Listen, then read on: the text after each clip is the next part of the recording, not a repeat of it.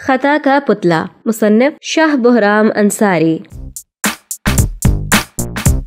Professor Fahim ریاضی کا period لے رہے تھے اور طلباء کو جیومیٹری کی کچھ اشکال اور سوالات سمجھا رہے تھے۔ جب وہ کام کروا چکے تو پوچھنے لگے، بچوں بتاؤ یہ سوال سمجھ میں آ گئے یا نہیں؟ کچھ بچوں نے ہاں میں جواب دیا، کچھ گردن ہلا کر انہیں رام کرنے لگے۔ اتنے میں سر فہیم کی نظر آخری ڈیسک پر براجمان ثاقب پر پڑی۔ وہ اپنی اینک اتار کر رومال سے اسے صاف کر رہا تھا۔ ہاں بھائی ثاقب بیٹا، تم بتاؤ، میں نے ابھی جو سوال سمجھائے ہیں کیا ان کا طریقہ تم کو سمجھ میں آ گیا ہے؟ تو ثاقب کے بولنے سے قبل ہی نعمان کہنے لگا، سر اس اینکو کو کیا سمجھ آئے گی؟ نعمان یہ کیا بدتمیزی ہے؟ کیا تمہیں کمرہ جماعت میں بیٹھنے کے آداب نہیں آتے؟ سر فہیم کی آواز پر جماعت میں سکوت چھا گیا۔ نعمان کا تعلق ایک کھاتے پیتے گھرانے سے جبکہ ثاقب متوسط طبقے سے تعلق رکھتا تھا۔ اس کے والد کی ماہانہ قلیل آمدن سے بمشکل گھر کا خرچہ چل رہا تھا۔ ثاقب صبح اسکول جاتا اور چھٹی کے بعد دوپہر سے شام تک ایک درزی کی دکان پر کام کرتا تھا۔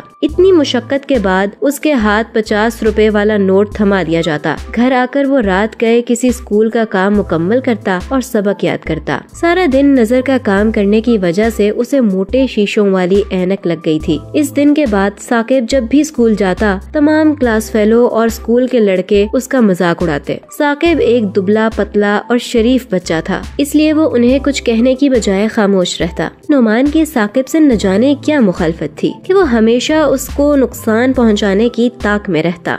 نعمان نے ثاقب کے بہت عجیب سے نام رکھے ہوئے تھے اور وہی اسے سب سے زیادہ تنگ کرتا تھا۔ سر فہیم کا پیریڈ ختم ہوتے ہی نعمان پھر شروع ہو گیا اور آج تو ثاقب بھی اپنی توہین برداشت نہ کر سکا اور اس کے منہ سے بے اختیار نعمان کے لیے بد دعا نکلی۔ شاید وہ قبولیت کی گھڑی تھی، کیونکہ اسی رات جب نعمان معمول کے مطابق کمپیوٹر سے اٹھا تو اسے اپنے ارد گرد دھندلا سا دکھائی دینے لگا۔ پھر اس کی نگاہ سے اپنے کمرے کے سامنے کی سیڑھیاں بھی اوجھل ہونے لگی۔ اس نے صورتحال کو قابو میں نہ دیکھتے ہوئے چیخنا شروع کر دیا۔ اس کی امی اور ابو دوڑتے ہوئے اس کے کمرے میں آئے۔ ان کے پڑوسی ندیم آنکھوں کے ڈاکٹر تھے۔ ڈاکٹر ندیم آنکھوں کا معائنہ کر کے بتایا کہ اس کی نظر کمزور ہو گئی ہے اور اسے اینک کی ضرورت ہے۔ نعمان کے یہ سن کر رونگٹے کھڑے ہو گئے۔ 2-3 دن بعد وہ اسکول جانے کے قابل ہوا تو اس کے سارے فرینڈز نے حسب عادت اس کا بھی مذاق اڑایا۔ تھوڑی دور جا کر اسے ثاقب اپنی طرف آتا دکھائی دیا۔ وہ فوراً پیچھے مڑنے لگا تھا کہ ثاقب نے اسے آواز دے کر روک دیا۔